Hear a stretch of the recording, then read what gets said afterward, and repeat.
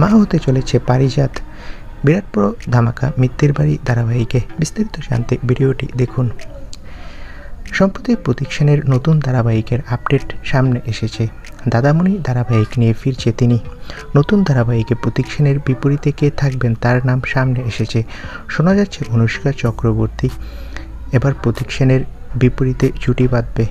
এর আগে বিভিন্ন ওয়েব সিরিজে কাজ করেছে অনুষ্কা, যদিও এখনও চ্যানেলের তরফ থেকে কিছু ঘোষণা করা হয়নি।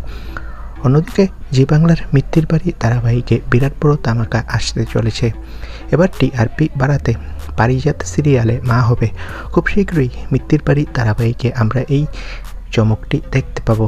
সম্প্রতি অভিনেতা আদ্রিত রয় এই বিষয়টি নিশ্চিত করেছে, বলেছে খুব তাড়াতাড়ি মিত্তির বাড়ি ধারাবাহিকে ধামাকা আসবে। তো বন্ধুরা, তোমরা কে কে এই চমকটি দেখতে চাও কমেন্ট করে জানাও। ধন্যবাদ।